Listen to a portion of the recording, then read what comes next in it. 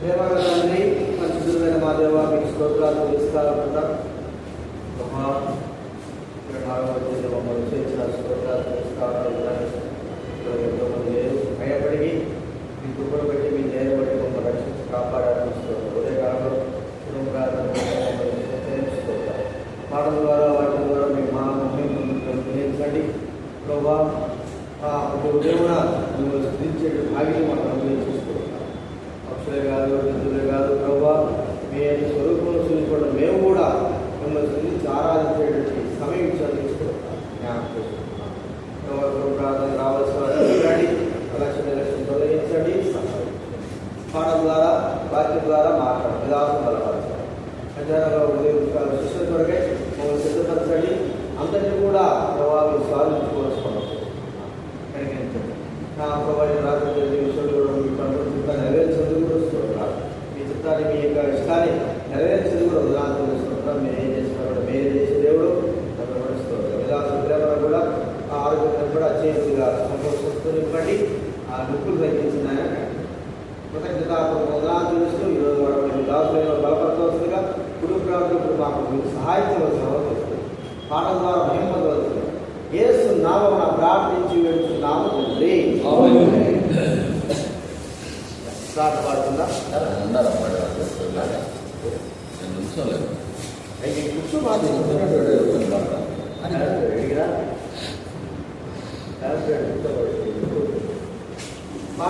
ప్రారంభం 17వ పాట, పాట సంఖ్య 17 పాట పాడుతున్నాము. 17వ పాట. దేవుని నివాస స్థలముగా కట్టబడుచున్నాడు.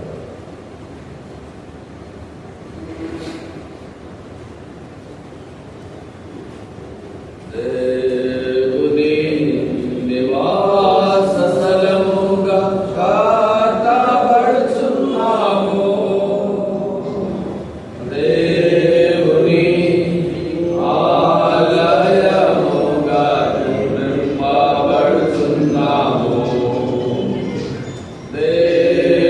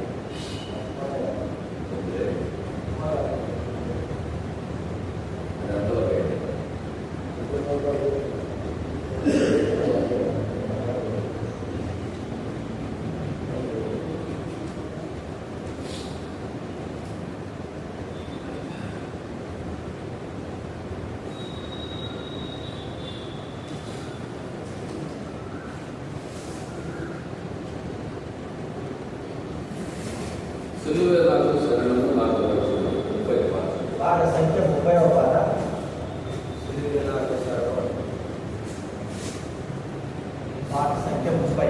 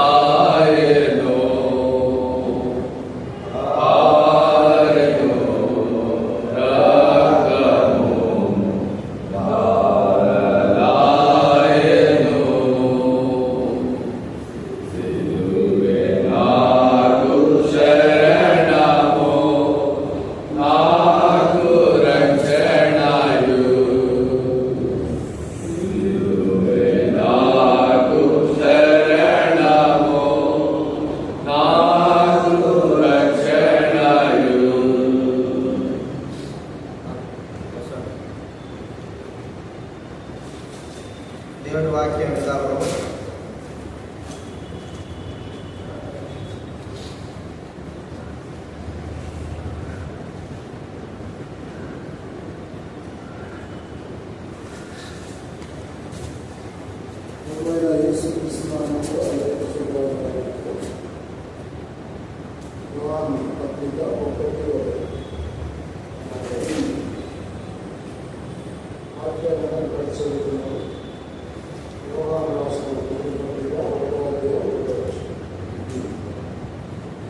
జీవవాక్యం వచ్చింది. ఆది నుండి ఏది ఉండేదో మేమేమి తెలియమో, ఏది చూచడమో, ఏది విధానించి కలగటమో, అదేమి ప్రార్థించడం అది మేము తెలియజేయుచున్నాము.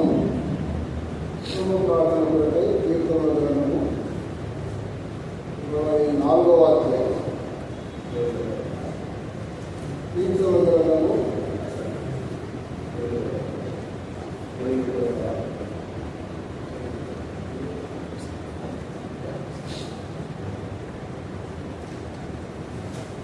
24వ కీర్తన మార్చి చదువుతున్నాం. ఉత్తర ప్రతిలో చదువుతున్నాము. 24వ కీర్తన.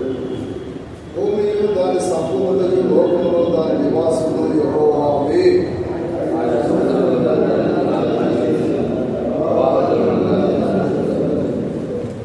యెహోవా పర్వతము ఎక్కదగిన వాడెవడు?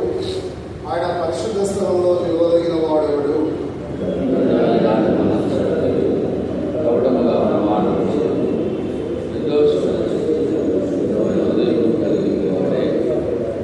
వాడు యెహోవా వలన ఆశీర్వాదమునందును, తన రక్షకుడైన దేవుడి వలన నీతిమంతునందును.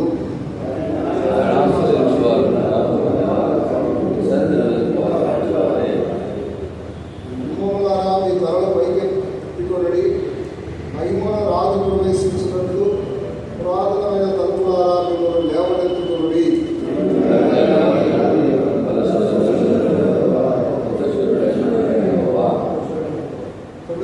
గుమ్మములారా మీ తలలు పైకెత్తుకొనుడి, పురాతనమైన తలుపులారా మహిమను రాజు ప్రవేశించినట్లు మిమ్మును లేవనెత్తుకొనుడి.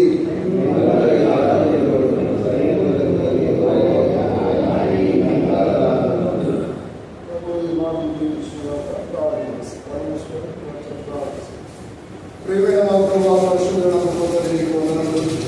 దేవుని ఆకాశములకు సృష్టికర్తయైన గొప్ప దేవుడు, ఆకాశం మహాకాశము ప్రధాన దేవుడు, ఆకాశం నా సింహాసనం, భూమి నా పాదపీఠము సరించిన గొప్ప దేవుడు మా ప్రభువా, నీకు వందనములు. తండ్రి, ఒకప్పుడు లోకంలో, పాపంలో, శాపంలో, దేవుడి ఇంకా చీకటిలో నివసించినటువంటి వారు ప్రభావాన్ని కృపా కనికరమును బట్టి, నీ ప్రియకుమారుడు మా సొంత రక్షకుడైన యేసుక్రీస్తు వారి శిలువ బలియాగమును బట్టి, ఆయన రాక్షణ వేస్తున్న రక్తమును బట్టి, ఆయన చేసిన ప్రాయశ్చిత్తమును బట్టి మాకు నా పాప క్షమాపణ నీకే ఉంటుంది. అందులో సంతోషం, సమాధానము మా ఉదయంలో కుమరించాం. సభలో తండ్రి ఎవరు రక్షణ పొందలేదు, ఎవరి సంతోషము పొందలేదు, ఎవరు పాప క్షమాపణ పొందలేదు. అతి వారిని దైవ ప్రత్యేకంగా దర్శించి ఈ యొక్క 6వ దినము జ్ఞాపకం చేసుకుని ఉదయకాల సంతోషాలను దీవించండి, ఇచ్చిన వాక్యభావం దీవించండి. మీరు మాతో మాట్లాడండి. అవసరం ఇందులోని వారికి ఏ విషయంలో గొప్పవాడు కాదు.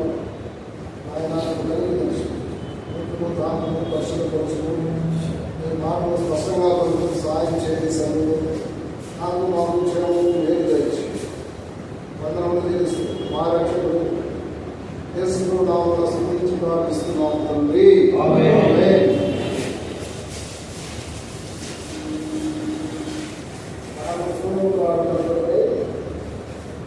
19వ అధ్యాయం నుండి మొదలుపెట్టాం. 24వ అధ్యాయం. మనం చూస్తే మొదటి వచనము, భూమియు దాని సంపూర్ణతయు, లోకమును దాని నివాసములు యెహోవావే రాయి. అంటే ఒకప్పుడు మనం వినేది భూమి ఆకాశంలో నుంచి తెలియదు తెలియాలి. కాబట్టి పుట్టినప్పుడు మాట ఏంటంటే వయసు వచ్చిన తర్వాత బాల్య దినంలో పడిపోయి ఉండాలని అది లోకం మట్టుగా మనకి ఏమైనా తెలుసుకుంటాం. కానీ సృష్టిగా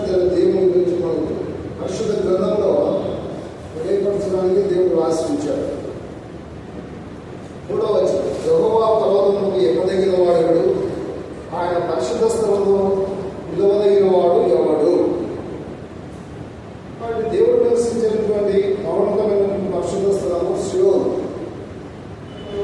కాబట్టి ఆయన పరిశుద్ధ స్థలంలో ఆయనతో కూడా కలిసి నివసించాలంటే వాడు ఎవడు అనే ప్రశ్న ఇక్కడ మనం చూస్తా ఉన్నాం.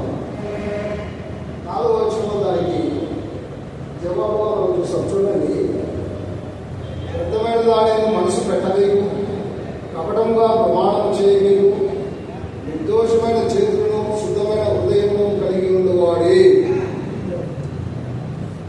వాక్యము 4వ వచనం జాగ్రత్తగా మనము దేవుడు భద్రం చేసుకోవాలి. సిస్టర్స్ వస్తా ఉన్నారు. వాటి ప్రియమైన వాళ్ళ మనకు తెలుసు, వాక్యము మనము సంధిస్తుంది ప్రతి 4:12 ప్రకారం. కాబట్టి యెహోవా చేత నిర్దోషి అని ఎంచబడిన వాడు, ఆత్మలో కపటం లేని వాడు ధన్యుడన్న. భూమి మీద కోటీశ్వరుడు కాదు, ప్రభుత్వ అధికారులు కాదు, మన ప్రైమ్ మినిస్టర్ కాదు, రాష్ట్రపతి కాదు, కానీ సుప్రీంకోర్టు జస్టిస్ కూడా కాదు. ఎందుకంటే వాళ్ళకు రక్షణ లేదు, పాపక్షమాపణ లేదు. అయ్యా మేము ఏ పాపం చేయలేదు అనుకున్నా కూడా జన్మ పాపం అనేది ఉంటుంది. ఒక మనుషుడు పాపంలోనే జన్మిస్తా ఉన్నాడు కాబట్టి జన్మ పాపమైనా ఉండదు ఖచ్చితంగా.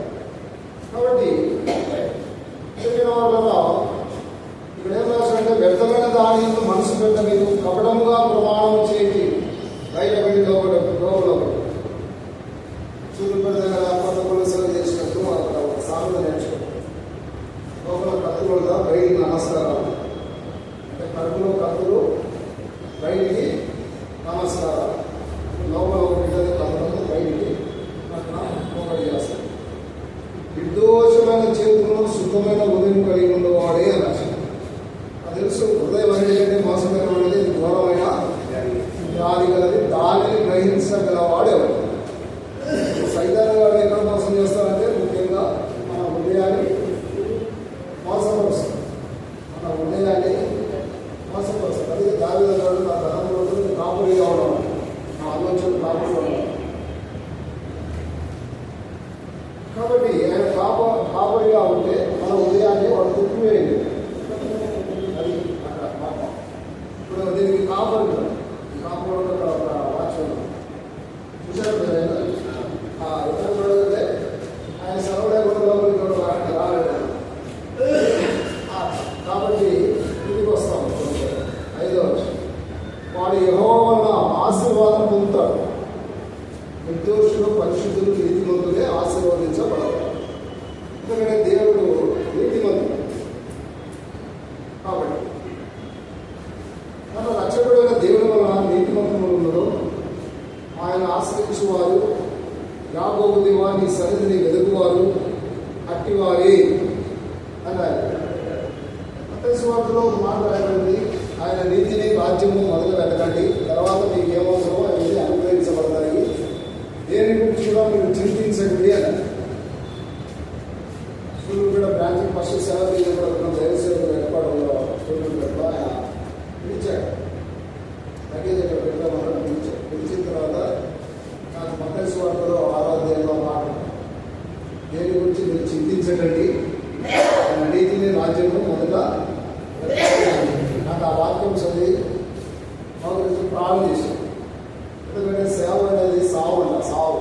కాబట్టి చచ్చిపోతేనే లోకానికి, లోకానికి చచ్చిపోతేనే సేవ చేయాలి. కాబట్టి శరీర కోరికలు అనేకం ఉంటాయి కదా. ఇప్పుడు లోకానికి పూర్తిగా వేరే మనం సేవ చేయాలి. కాబట్టి పాపాన్ని దూరంగా ఉండి సేవ చేయాలి. అదే చెప్పేసి దేవుని నీతిని రాజ్యం కూడా మంచి దేవేశ్వరుడు తిరుపతి నూతన వర్షంలో సేవ చేస్తాను మనిషి. కాబట్టి చూడండి, దేవుని సన్నిధిలో వెతకాలి. దావీదు అన్నాడు ఒక మాట, 108వ మొదటి వచనం చదవండి. గట్టిగా చదవండి. చదవగలిగే వారు గట్టిగా దయచేసి చదవండి. 108 ఒకటి.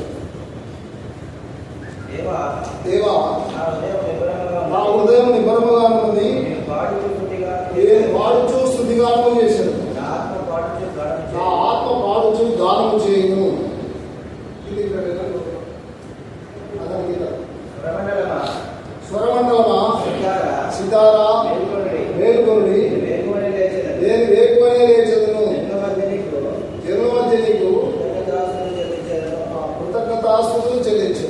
ప్రజలలో నిన్ను కీర్తించెదను. ప్రజలలో నిన్ను కీర్తించెదను. ప్రజలలో నిన్ను కీర్తించు. ప్రజలలో ప్రజల మధ్యలో ప్రజలలో నిన్ను కీర్తించు. జనుల మధ్య మంచిది. వేకువనే లేచెదను, స్తుతిగానము చేశాడు. ఇది చాలా ప్రాముఖ్యమైన విషయం. వేకువనే లేవకుండా చేస్తాడు అపవాది. కొంచెం నిద్ర ఏం కాదు,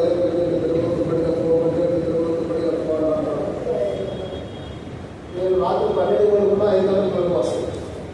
4 గంటలకు కొనుక్కున్నా 5 గంటలకే మెలకు వస్తుంది. నాకు ఉన్నటువంటి బాధ అదే. ఇంతసేపు పెట్టుకున్నా కదా, కొంచెం 2 గంటలు ఎక్కువ నిద్రపోదామంటే కుదరదు. ఎందుకంటే నా బాడీకి దేవుడు అక్కడ పెట్టాడు. కాబట్టి ప్రేమైన వాళ్ళ వేకువనే లేచెదను, స్తుతిగానం చేశాడు. ఆ ఉదయకాలంలో స్తుతిగానం చేసే వ్యక్తి స్తుతిగానం చేస్తాడా, ఆయన స్తుతి మీద ఆశీర్వదించి దేవుడు ఆ వ్యక్తిని ఆ దినమంతా నడిపిస్తాడు. అందుకే ఆయన అన్న తర్వాత నా దేవా నా హృదయం విఫలముగా ఉన్నది అంటే టెన్షన్ ఉండదు. దావీదు మనకు తెలుసు. దావీదు ఆయన ఎందుకు మాట గరడగాస్తా ఉన్నాడు, అప్పుడు టెన్షన్ లేదు. అది అప్పుడు కూడా కొంచెం కొద్దిగా గొప్ప ఏదైనా తోడేలో లేకపోతే ఎదుగుబండి సింహమో వస్తుందేమో అనేటువంటి ఆలోచన. అయినా కూడా ఆయన దేవుని స్థితిగానం చేస్తూ వచ్చాడు. దేవుని దావీదు సంబంధించిన వాక్యం ఇంట్లో వచ్చాడు కదా, ఆయన సంతోషంగా పాటలు పాడుకుంటూ కొండలు తిరిగాడు. దూరం లేకుండా తర్వాత రాజును చేశాడు. రాజును చేసిన తర్వాత శ్రమలు అధికమైనాయి. ఇంకా ఆ కొండలే పట్టుకొని తిరిగినాడు మళ్ళా. అయినా కూడా దావీదు చెప్పేది ఒకటే, దేవా నా హృదయం విఫలముగా ఉన్నది, నేను పాడుచు స్తుతిగానం చేసి నా ఆత్మ పాడుచు గానం చేసి. బాడీ రెస్ట్లో ఉన్నా కూడా ఆత్మకు నో రెస్ట్. ఆత్మ ఏం చేస్తుందా, పాడుతూ ఉంటారు. నాకు ఇంక అనుభవం కావాలి ప్రభు అని అడిగారు ప్రభుత్వం ఫస్ట్లో. ఇలా దావీదు అనుభవం రాశారు కదా, నువ్వు నమ్మకమైన వాడు, నిజమైన దేవుడు కనుక కాబట్టి నీకు అనుభవం కావాలంటే నాకు దేవుడు ఇచ్చాడు. అది కంటిన్యూగా ఉండి బాగుండు. చాలా అపవాదం కూడా అది సంగతి. కాబట్టి మన హృదయంగా ఉండాలంటే వేకువనే లేచి స్తుతిగానం చేయాలి. దావీదుకు ఉన్నటువంటి యుద్ధాలు, పోరాటాలు, మరి ఆలోచనలు, మరి కుటుంబము, తర్వాత చూస్తే సైన్యము, ప్రజలు, మరి సామాన్య ప్రజలు కాదు. ఎట్లాంటి అట్లా పరిపాలన చేసడానికి లేదు. కాబట్టి ప్రభు పైన ఆధారపడుతూ మరి ఎంత బిజీగా ఉన్నప్పటికీ కూడా ఆయన మాత్రం లేకుండా లేచి ఆయన గొర్రెలు కాసుకున్నటువంటి గొంగడి పరుచుకొని ఒక గదిలోనికి వెళ్ళి ఒక కర్ర, గొర్రెలు కాసుకున్నటువంటి కర్ర అక్కడ పెట్టేసి మన మోకాల్లోని సాగినపడి నా స్థితి, నా గతికి ప్రభావం తప్పుడు కాబట్టి నన్ను ఎచ్చైన స్థితిలోనే తీసుకుని వచ్చావు అని స్థితిగానం చేసేవాడు. కన్నీళ్ళు విడిచేవాడు. ఆ మొదటి స్థితిని మర్చిపోయేవాడు కాదు. దానికి కృతజ్ఞత కలిగి దాన్ని దేవసంలో అనుదినం జ్ఞాపకం చేస్తూ వచ్చాడు. దాన్ని బట్టే దావీదును హెచ్చించినాడు. కాబట్టి దేవుడి సన్నిధిలో వెతుకుతూ వచ్చాడు. ఇంటికి వస్తాము 7 నుంచి 10 వచనం. ఈ 7-10 వచనంలో 3 సార్లు మహిమల రాజు రాశాడు. 7వ వచనంలో, 8వ వచనంలో, తిరిగి 10వ వచనంలో మహిమగల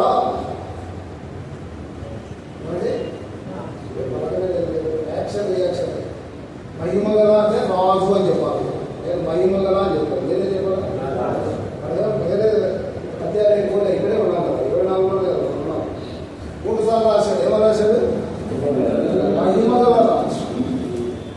ఏదేనులో ఆదాము అవ్వలు దేవుడిచ్చిన మహిమను పోగొట్టుకున్నారు. ఆయన మహిమగల రాజు కాబట్టి వాడికి ఆ మహిమను ఇచ్చాడు. ఆ మహిమలో వాడు ఉన్నారు. దేవుని యొక్క మహిమ అది పోగొట్టుకున్నారు. కాబట్టి మన ప్రియ కుమారుడు, ఏక కుమారుడు, సుకుమారుడు సామెతలు 4లో రాయబడ్డ దేవుడు కానీ ఈ కుమారుని లోకాన్ని పంపించాడు. ఆయన ఎప్పుడు చేయి వదిలిపెట్టలేదు కానీ ఒకే ఒకసారి చేయి వదిలిపెట్టాడు సిలువలో. ఇక ప్రభు కూడా అన్నాడు, ఏమన్నాడు, నా దేవా నా దేవా నా ఎందుకు చెయ్యి విడిచి తిరిగి ఆయన చెయ్యి వదిలిపెట్టకపోతే మరి ఇంతమంది ప్రజలకు రక్షణ లేదు. ఇదంతా కూడా నశించి నరకానికి, అగ్నిగుణానికి, పాపానికి వెళ్ళిపోతుంది. కాబట్టి ఈ ప్రజలంతా రక్షణ విషయమై ప్రియ కుమారుని చేయి వదిలేశాడు.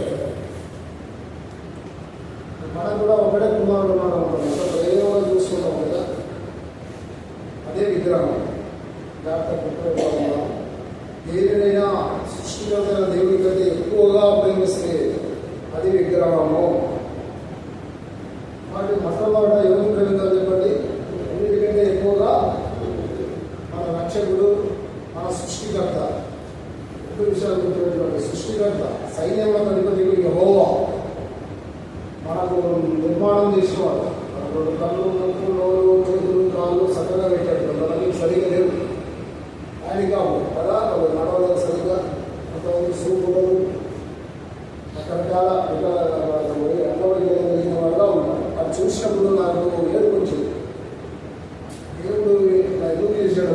దేవుడు కనపడడం లేదే, రక్షణ పొందడం లేదు, ఈ మనిషికి ఎందుకు చేశాడు అని చెప్పేసి కనీసం ఆయన అవయవాలను బాగుంటే కష్టపడి పనిచేసుకోవడం బతుకుతాడు కదా అనుకున్నాను. ఎన్నో ఆలోచనలు నా జీవితంలో కేవలం ఈ లోకం గురించే. మనుషులు ఎందుకు పెట్టాడు, చచ్చిన తర్వాత వాడి వెళ్ళిపోతున్నాడు, ఇక్కడ ఉండిపోయాడు, నేను మధ్యలో ఎందుకు బతుకుతారా, పోయినప్పుడు ఎక్కడికి పోతున్నాడు, ఈ ఎక్కడి జీవితానికి ఎందుకు, అక్రమ అన్యాయం, మోసాలు, దొంగతనాలు, రౌడీజాలు, ఇవన్నీ కూడా ఎందుకు అని నేను అనుకున్నా. అన్యాయం జరిగితే బహు బాధపడేవాడిని. మా స్నేహితుల విషయంలో కానీ ఏ మనుషుల విషయంలో నాకు తెలిస్తే బహు బాధపడేవాడు. వీళ్ళని వల్ల కనీసం మనిషి మానవత్వం కూడా కలిగి బతకైపోతున్నాడే కూడా.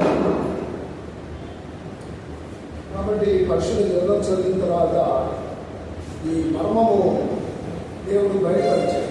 ఎందుకు పుట్టాము, ఎవరి కోసం బతకాలి, లోకం విడిచిన తర్వాత మనం ఎక్కడికి పోతాము, మూడు విషయాలు దేవుడు ఈ పరిశుద్ధ గ్రంథంలో దేవుడు వాక్యం ద్వారా బయటపరుస్తారు.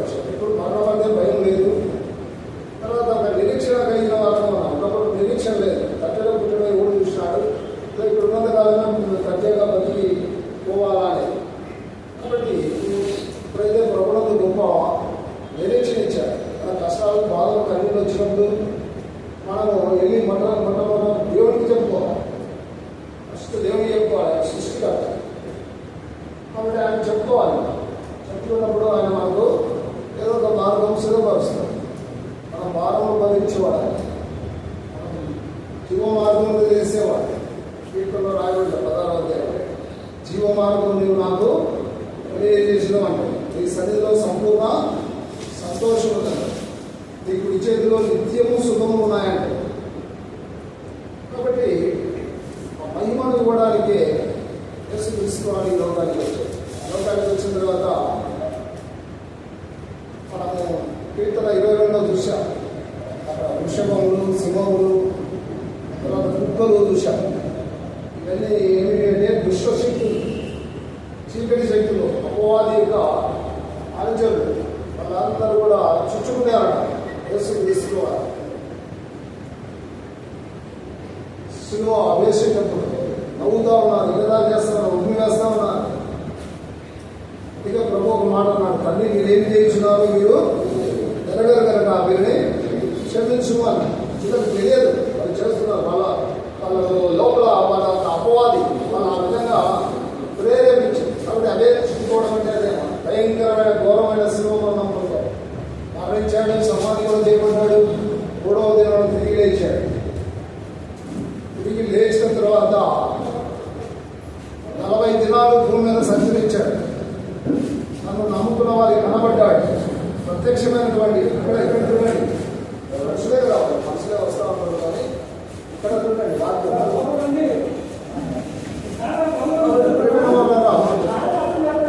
ఆయన మరణంలో సమాధిని 3వ దినమున జయించాడు.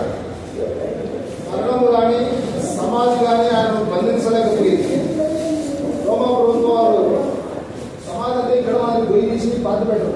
మీకు తెలుసు ఆల్రెడీ చూస్తాం. బండతో గృహమాన్ని కనిపించి ఒక పెద్ద బండ దానికి పెట్టి రోమా ప్రభుత్వం యొక్క రాజముద్ర వేశారు, సీల్ చేశారు సమాజం. కాబట్టి మరణము కానీ సమాధి కానీ ఆయన బంధించలేకపోయింది. వాటిని జయించాడు, తిరిగి లేచాడు. 40 దినాలు భూమి మీద సంచరించాడు. తర్వాత పరలోక రాజ్యానికి వెళ్తాను. లూకాసు వార్త 24:50 వచ్చిన ప్రకారంగా కంపెనీలో శిష్యును ఆశీర్వదించి దీవించాడు. నేను ఎలా వెళ్తున్నానో అలాగే ఒక దినాలు వస్తా అని చెప్పి వెళ్ళాడు. ఆయన వెళ్ళేటప్పుడు పరలోక రాజ్యం యొక్క ప్రవేశం ఇక్కడ రాయబడింది. చదవండి. ఇప్పుడు 7వ వచ్చి 24:7. గుమ్మములారా మీ తలలు పైకెత్తుకొనుడి, రాజ్యం ప్రవేశించినట్లు. గుమ్మములారా మీ తలలు పైకెత్తుకోండి అంటే అర్థమైంది. శిలువ వేసినప్పుడు పరలోకంలో ఆ గుమ్మములు తల దించుకున్నాయట. సృష్టికర్తలు దేవుని అన్యాయంగా శిలువ వేస్తున్నారే అని చెప్పేసి తల దించుకున్నాయట. ఇప్పుడు ఆ సమస్తాన్ని చేయించి తిరిగి వస్తా ఉన్నాడు మహిమగల రాజు. కాబట్టి మీ తలలు పైకెత్తుకోండి. ఎవరు చెప్తున్నారు? ఫస్ట్ పరలోక రాజ్యంలో ప్రవేశించాలంటే ఏం గుమ్మాలు ఉంటాయి కదా. గుమ్మం అంటే ఏంటి చెప్పండి? దర్వాజా.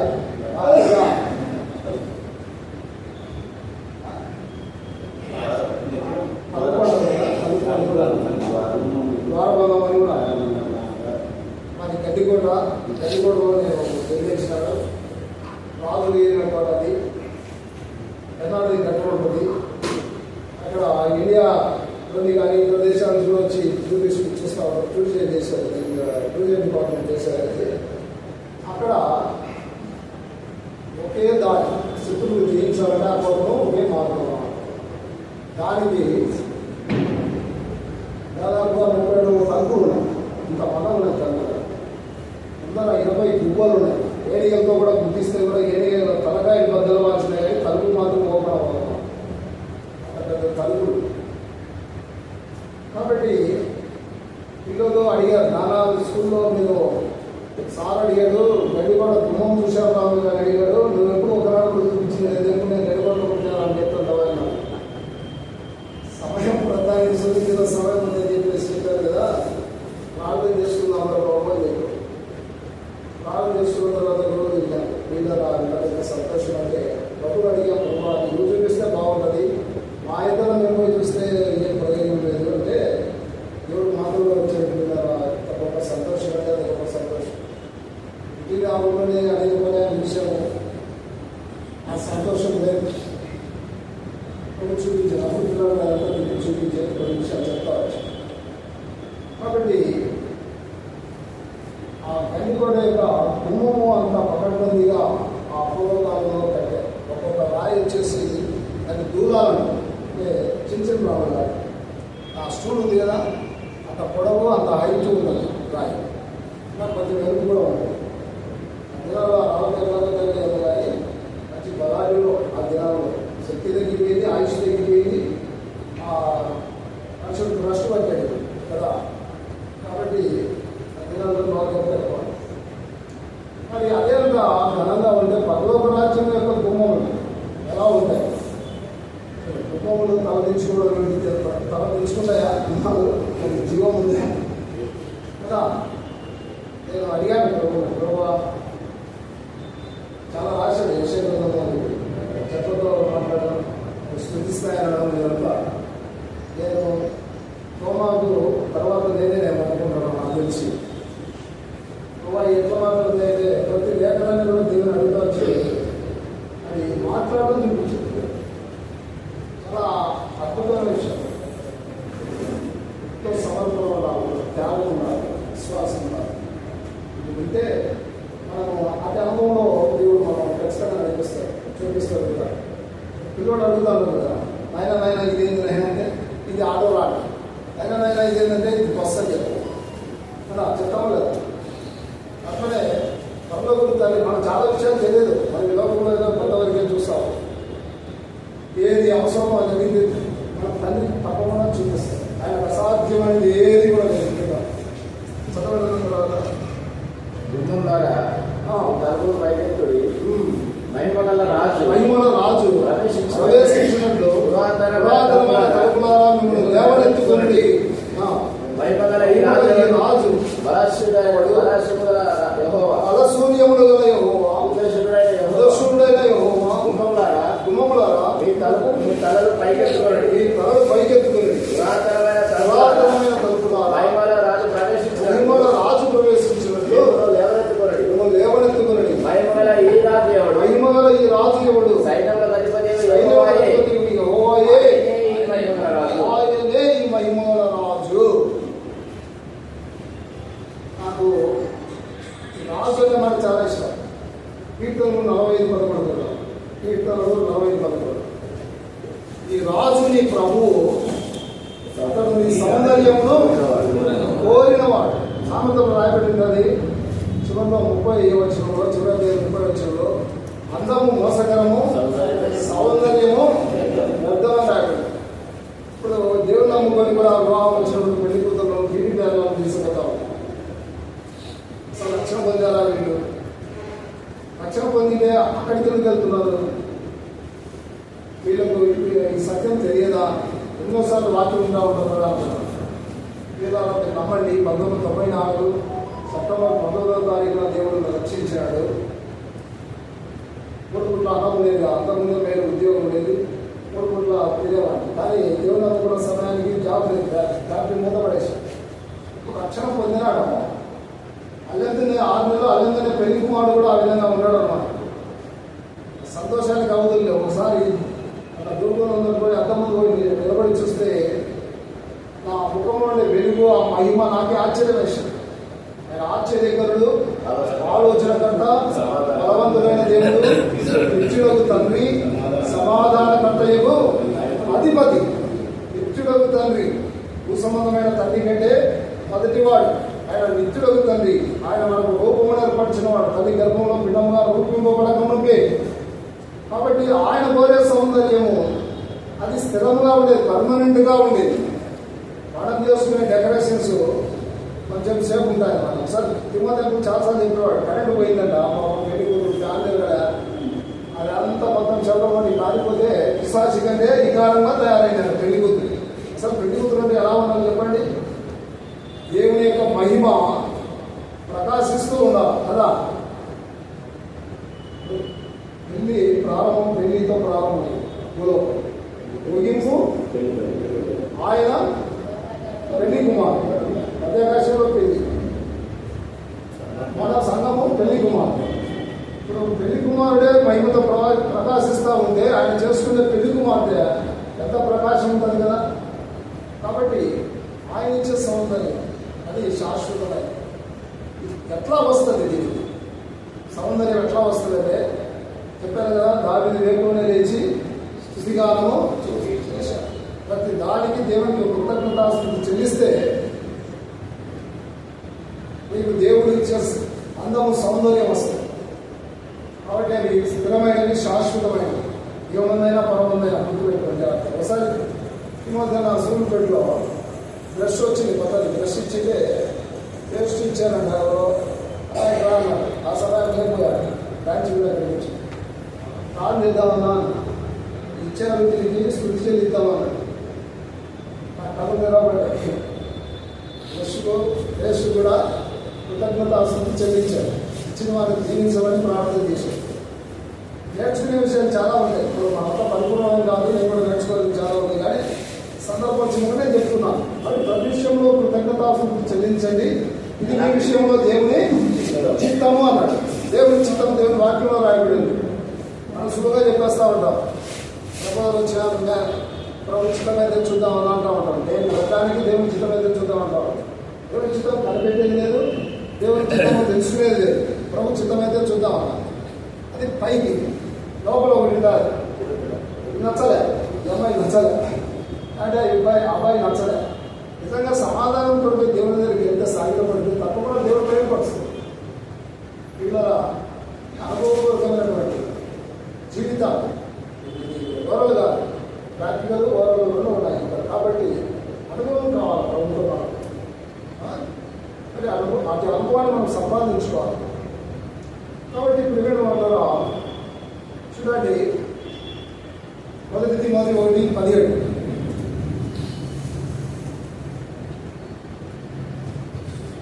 1 తిమోతి 1:17 చదవండి ఎవరైనా కొద్దిగా.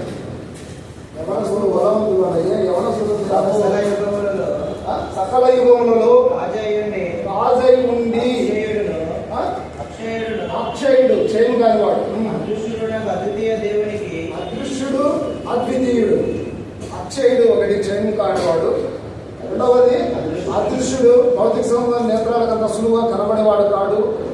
మూడవది అద్వితీయుడు అంటే రెండు కానివాడు, ఒకే ఒకడు, త్రిత్వంలో ఏకత్వం అయి ఉన్నటువంటి వాడు. ఈ త్రిత్వం అంటే చాలా మందికి అర్థం కావడం లేదు. త్రిత్వం అంటే తనైన దేవుడు సముద్రం. ఎగ్జాంపుల్గా నేను చెప్తున్నా, దేవుడు నాకు ఇచ్చిన ఆలోచన బట్టి ఒకవేళ మీ ఇష్టం తీసుకోకపోతే అది వేరే విషయం. కుమారుడు అంటే నదులు, పారే నదులు. పరిశుద్ధాత్మ దేవుడు అంటే ఆవిరి రూపంలో ఉండేటటువంటి నీరు. ఆకాశంలో మేఘాలయ వచ్చి వర్షం కురుస్తా ఉంది, కానీ కనపడదు. ఆవిరి కనపడుతుందా? వాటర్ పాత్రలో పోసి బాయిల్ చేస్తే హీట్ ఎక్కిన తర్వాత ఆ నీళ్ళు ఆవిరి పైకి వెళ్ళిపోతూ ఉంటాయి. ఆవిరి కొంతవరకు కనపడుతుంది నాకు పైకి చల్లగా, ఆ తర్వాత కనపడదు. ఆ మాదిరిగా పరిశుద్ధాత్మ దేవుడు పనిచేస్తున్నాడు. ఈ మూడు కలిపితే ఏమవుతాయి? నీళ్లు, సముద్రము, ఈ ఆవిరి మూడు కలిసి ఏమవుతాయి? నీళ్ళు అయితే ఏమైతాయి? ఇంకా నీళ్ళు కాదు, ఏమవుతాయా? అది త్రిత్వంలో ఏకత్వం అంటే. కాబట్టి ఆయన ఒకరికొకరు వేరుగా లేడు ఆయన. కాబట్టి అందుకే ఆయన అద్వితీయుడు అన్నాడు, అంటే రెండు కానివాడు అన్నట్టు. సకల యుగంలో రాజు అన్నారు. రాజులు ఒక 5 సంవత్సరాలు ఎన్నుకోబడి రాదు. బ్రిటన్లో రానింది రాజులు ఉన్నారు, వంశపారంపర్యంగా వచ్చారు. వాళ్ళు వెళ్తే మహానే ఒక 70-70 సంవత్సరాలు వెళ్తారు, అంతే కదా. కాబట్టి ఈయన సకల యుగంలో రాజు అయి ఉన్నారు. కాబట్టి ఆయన రాజకీయం ఎలాంటిది అని అంటే, ఈ రాజులు మనుషులకు ఆజ్ఞాపిస్తారు. ఆ రాజు సముద్రాలకు, గాలికి, భూమి ఆకాశములకు ఆజ్ఞాపించేవాడు. సర్వము ఆయన యొక్క స్వాధీనంలో ఉంది. అందుకే ఆయన సార్వభౌమాధికారంలో బట్టి మనకు స్తుతించాలి. కాబట్టి ప్రియమైన వాళ్ళ సకల యుగంలో రాజు అయి ఉన్నారు. కాబట్టి ఆ రాజు గురించి యోహాను బయలుపరిచినటువంటి సత్యం ఏంటంటే, యోహాను రాష్ట్ర పత్రికలో మన తీమిది కాబట్టి ఇక్కడికి వెళ్దాం. మొదటి వచ్చిన జీవవాక్యమును కూర్చున్నది ఆది నుండి ఏది ఉండెనో, ఏది వింటిమో, కన్నులారా ఏది చూచిమో, ఏది నిదానించి కనుగొంటిమో, మా చేతులు ఏమి తాకి చూచెనో అది మీకు తెలియజేస్తున్నామో. జీవవాక్యమును కూర్చున్నది అంటే యోహాను సువార్త 1వ అధ్యాయం రాశారు, ఆదిలో వాక్యం ఉన్నది, వాక్యం దేవుడు, వాక్యము దేవుడై ఉండేది వాడు. అంటే శబ్దం మనము ఆయన చూడలేము. చూడండి, ఒక మాట 1 తిమోతి 6వ అధ్యాయము 15వ వచనం అనమాట. 15, 16 వచనం. 6, 15, 16.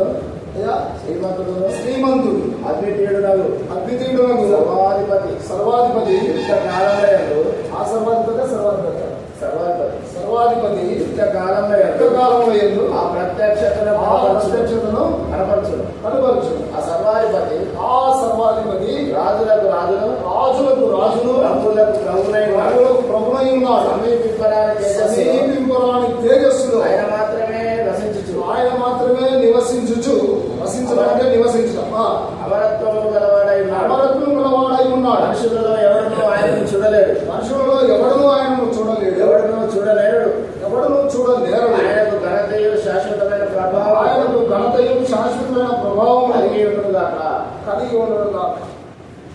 అదేనా అద్వితీయుడు. ఇక్కడ రాశాడు సర్వాధిపతి, రాజులకు రాజు.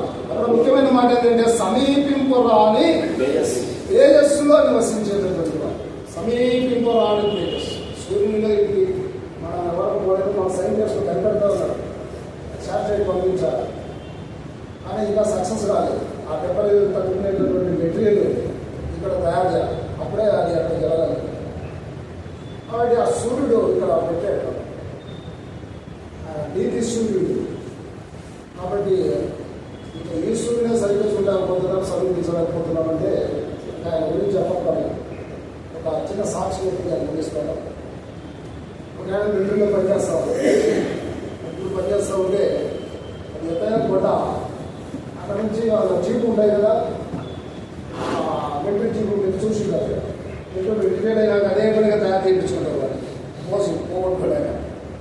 అందులో వస్తూ ఉంటే ఇక అందరూ ఉంటారు కదా, 10 మంది 15 మంది దాకా. ఈయన లక్ష్యం పోగొట్టిన వ్యక్తి అది ఆ స్పీడ్లో కంట్రోల్ తప్పి ఎగిరిపోయి పడి లోయలో పడింది. ఆ ఎగిరినప్పుడు మనుషులు అందరూ కూడా దిక్కులు వెళ్ళిపోయినారు. 21 వేల బండ మీద ఒక కైకుడు కూడా బయటకు వచ్చింది. పడేటప్పుడు బాగా అయినా కూడా ఆయనకు సరే ఈ మనిషి పడుకొని ఎంతో తీసుకుని హాస్పిటల్లో వచ్చేటప్పటికి కొమ్మలకి వెళ్ళిపోతే ఇక ప్రజలకు లేదమ్మా అంటున్నారు. పోయింది ప్రాణం కూడా. ఆయన ఎప్పుడైతే ప్రభువా అన్నాడు, వెంటనే 2 దేవదూతలు ఉన్నారు. ఈ ఒక్కొక్కరు ఆ ఒక్కొక్కరు పడగల పాడి అర్థమైందా. అయితే ఈ శరీరాన్ని పట్టుకోలే. ఏమన్నాడు? శరీరము నిష్ప్రయోజనమైనది, ఆత్మయే మిమ్మల్ని జీవింపజేస్తుంది. యోహాను సువార్త 6వ అధ్యాయంలో రాయబడ్డారు. ఎవరు కూడా వచ్చు. వెంటనే ఆ వ్యక్తిని తీసుకొని పోతే ఒక గొప్ప వెలుగు, ఇప్పుడు సూర్యుడు ఎట్లా గుండ్రంగా ఉన్నాడో అలా గొప్ప వెలుగు ఉందన్నమాట.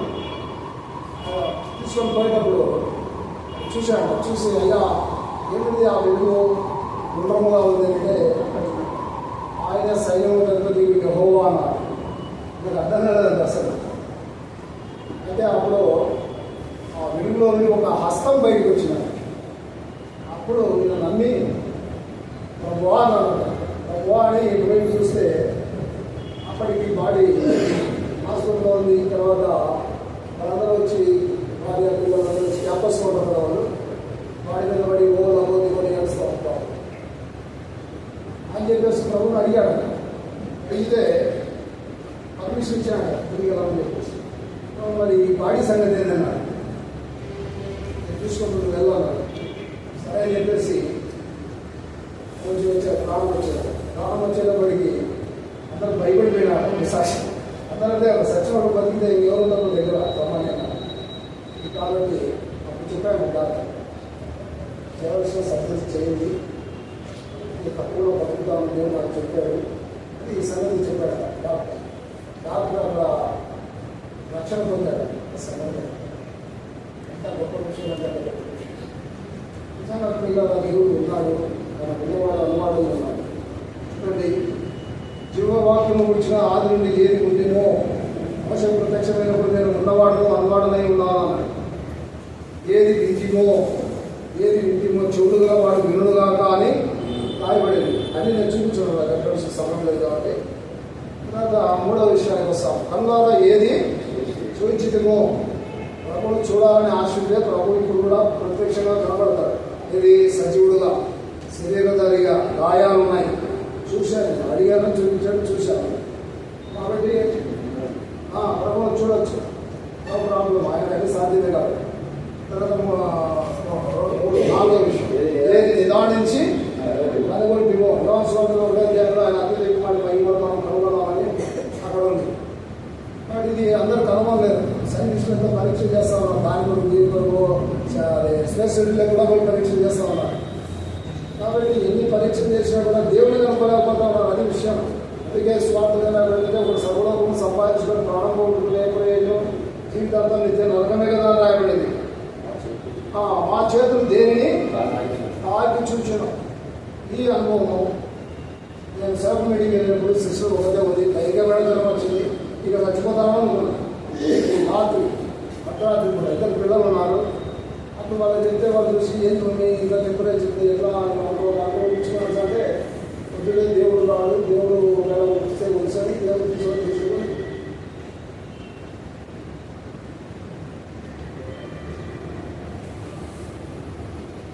అని చెప్పేసి ఒకరి కానీ మృదువైనటువంటి హస్తాలు ఇచ్చి ఇలాగా పక్కన రాస్తాలు పక్కన రాస్తాలు చేసినప్పుడు ఆమెలో ఉన్నటువంటి ఆ వేడి అంతా కూడా జ్వరం అంతా కూడా పోయింది. శరీరం అంతా చదరం పడి నార్మల్ టెంపరేచర్ చూపిస్తుంది. ఆమె వచ్చిన తర్వాత నాకు చెప్పింది అనుభవాన్ని మనకు అర్థించలేదు, దాని గురించి మనకు ఎక్కువ తెలుసులేదు. ఆయన హస్తాలు అంతా ముఖ్యమైనటువంటి హస్తాలు అని చెప్పేసి కన్నీ చెప్తారు ఉంది. సాక్షిగా పంచుకుంది. ప్రియమైన వాళ్ళ దేనిని తాకి చూచిన తోమ అన్నాడు, వారిని చూస్తేనే నమ్ముతాను. ఆయన అడగడానికి కారణం ఏంటంటే వాళ్ళ అపనమ్మకస్తులకు అనేకులకు ప్రోత్సాహకరంగా ఉత్సాహపడడానికైనా వచ్చింది అనుమానము. తోమ 8:20 ఏమన్నాడు? దేవుని ప్రేమించే వారికి అనగా ఆయన సంకల్పించడం చొప్పున పిలువబడిన వారికి సమస్యలను మేలు కొరకై సమకూడి జరుగుతున్నాయి. కాబట్టి ఆయననే మన దేశానికి మరి స్వార్థ కొరకే పంపించారు. తర్వాత విషయం చదవడం అది మీకు తెలియజేయచ్చు. వాళ్ళ మాటలు కాదు, చూడండి జీవితం మీకు ఏ ఎవరు నా ప్రభు విషయంలో ప్రభు అడిగితే ఆయన మనకు తృప్తి తండ్రి కాబట్టి ఖచ్చితంగా మీకు డౌట్స్ క్రియేట్ చేస్తారు. తప్పకుండా ప్రభు లోకయాత్రలో తోడుగా ఉండి నడిపిస్తారు. ఆయన అన్నాడు కదా, ఇమ్మానుయేలని పేరు పెట్టబడు. ఇమ్మానుయేల్ అనగా దేవుడు మనకు తోడని. కాబట్టి నమ్మిన వారిని రక్షించడం దేవుని దయాపూర్వక సంకల్పం అని రాబట్టి మరియు 1వ అధ్యాయంలో నమ్మిన వారికి దేవుడు తోడుగా ఆరోగ్యంగా విశ్వాసం ఇస్తే చాలా ఉంటాయి. చిన్న మాట చెప్తాను. ఒక ఆమె 60 సంవత్సరాలు ప్రాణం చేసినట్టు పట్టింది. ఆమె ఎప్పుడు ఎక్కేదండి. వెళ్ళదాన్ని ఎప్పుడో చిన్న రక్తంగా అడిచాది, వెళ్ళిపోయి అది మట్టి మన్న అయిపోయింది. నువ్వు ఆరోగ్యం గురించి నేను చెప్తున్నావు అని చెప్పేసి ఎట్లా చేసేది. ఒకరోజు ఆమె అంటే 60 సంవత్సరాలు ప్రాణం తర్వాత ఆ వ్యక్తికి ఆమెకు వచ్చిన దర్శనం ఏంటంటే ఒక రక్తము నది ప్రవహిస్తూ ఉన్నది. ఆమె పడుకున్న పడకం మొత్తం కొబ్బరి పడుతుంది. రక్తంలో రక్తం నుంచి భయమే జరిగిన భయమ ఇది నది మొత్తం నది వలే మన పాట పాడదు కదా, నది వలే యేసు రక్తము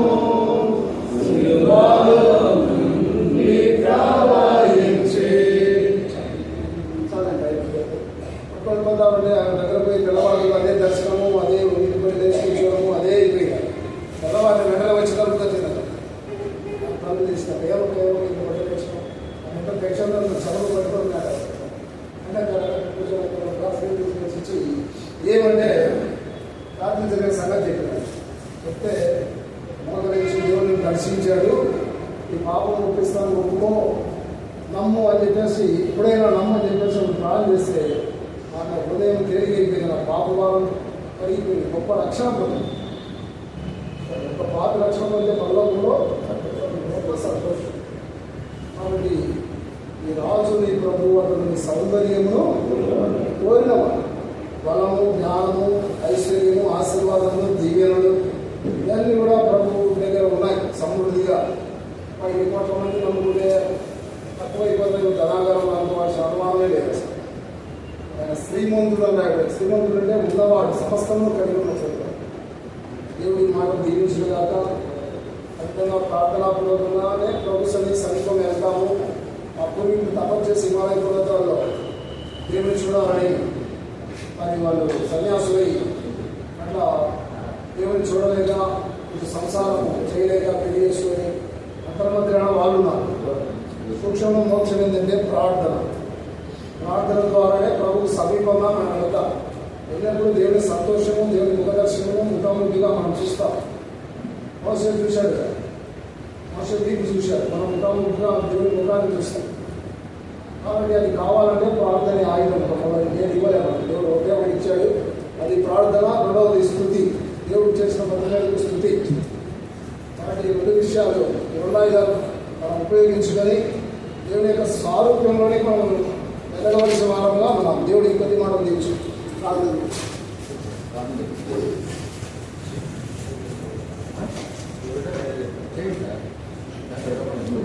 ఆశీర్వాదం ప్రారంభిస్తారు. ప్రార్థన చేసుకుంటారు.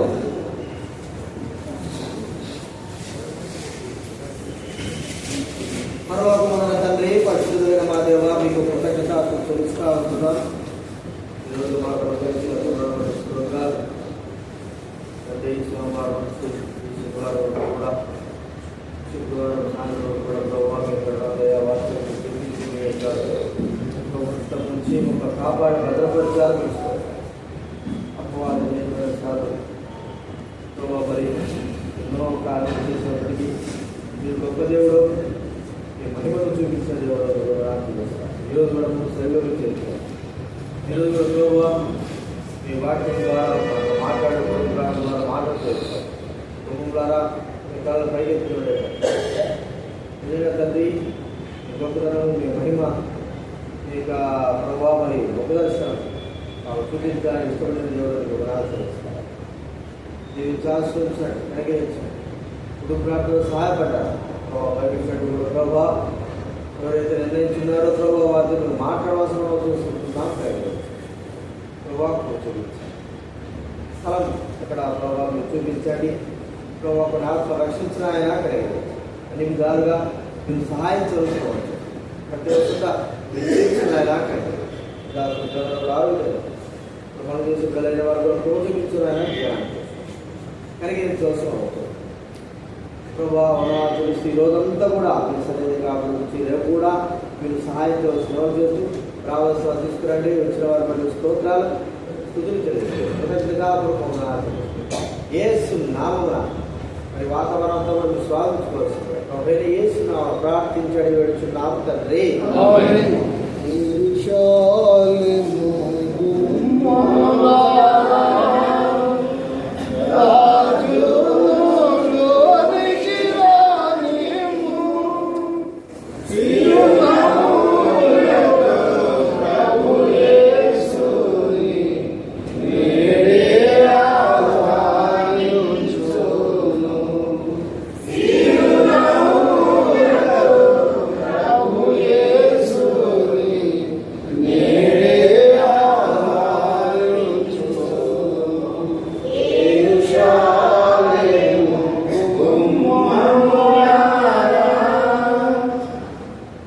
తండ్రి అయిన దేవుని ప్రేమ, ప్రభువును రక్షకుడు యేసుక్రీస్తు ప్రభువారి యొక్క కృప, పరిశుద్ధ ఆత్మదేవుని అన్యోన్య సహవాసం క్రీస్తు యేసు ద్వారా తనకు అనుకూలమైన మనలో జరిగించు సదాకాలం మహిమ పొందును గాక.